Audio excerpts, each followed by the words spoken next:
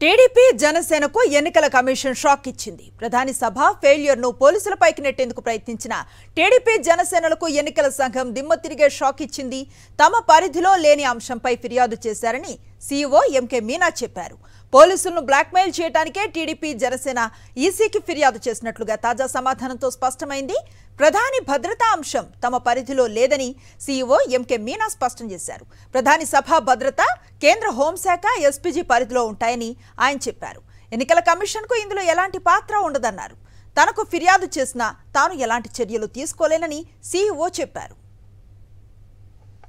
PM programme అంతా home minister పరిధిలో వస్తాయి, ఎస్పీజీ పరిధిలో ఉంటుంది.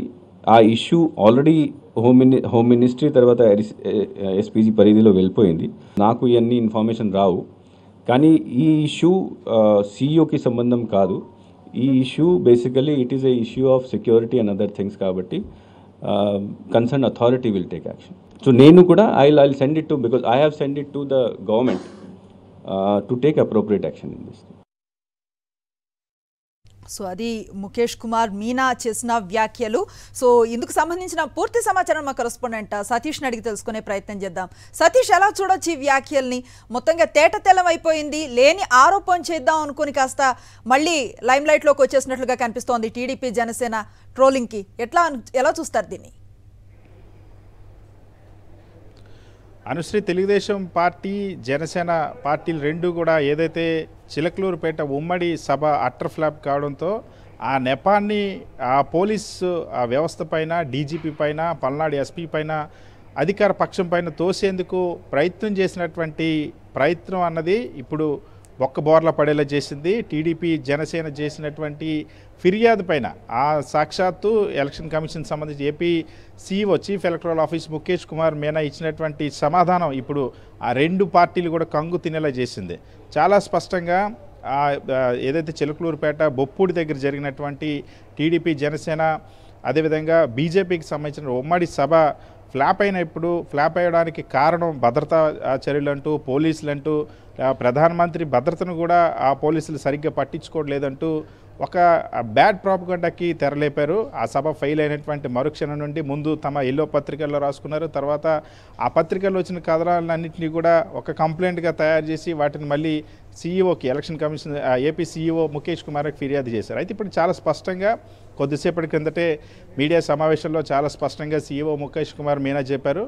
అసలు ప్రధానమంత్రి భద్రతకు సంబంధించినటువంటి అంశం అన్నది సీఈఓ పరిధిలోకి రానే రాదు, ఎన్నికల సంఘం పరిధిలోకి రానే రాదు. ప్రధానమంత్రి భద్రతను పూర్తిగా పర్యవేక్షించేది కేంద్ర హోంశాఖ, అదేవిధంగా ఎస్పీజీ.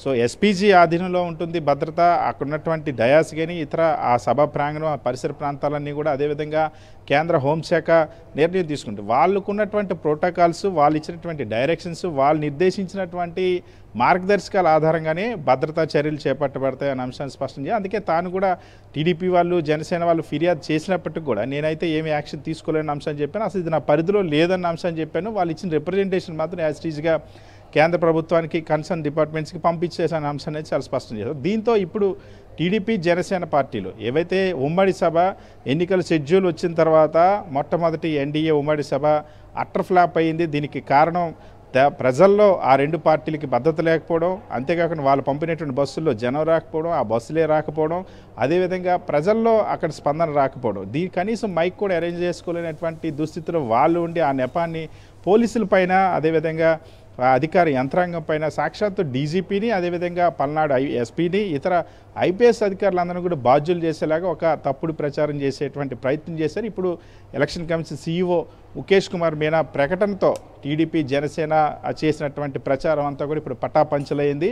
సో వాళ్ళ ఫెయిల్యూర్ని, వాళ్ళు సభ పెట్టుకోవడం చేతకాక, వాళ్ళు సభ నిర్వహించుకోవడం చేతకాక, సాక్షాత్తు ప్రధానమంత్రి వచ్చినప్పుడు ప్రధానమంత్రి రాజకీయ జీవితంలో ఎప్పుడు ఎదురుకానటువంటి చేదు అనుభవాలు ఎదురయ్యేలాంటి చేసినటువంటి తెలుగుదేశం పార్టీ, జనసేన పార్టీలో ఆ నెపాన్ని పోలీసులపై నెట్టేందుకు చేసేటువంటి ప్రయత్నం ఏదో ఉంది. ఇప్పుడు అది బెడిసికొట్టినటువంటి పరిస్థితి ఉంది. సో సీఈఓ ప్రకటనతో చాలా స్పష్టంగా భద్రతా అంశాలన్నీ కూడా కేంద్ర ప్రభుత్వం, కేంద్ర హోంశాఖ, ఎస్పీజీనే చూసుకుంటుంది. ఈ అంశం పైన కూడా మాకు ఎటువంటి సంబంధం లేదని స్పష్టం చేయడంతో ఇప్పుడు ఆ రెండు పార్టీలు కంగుతున్నట్టు అయింది.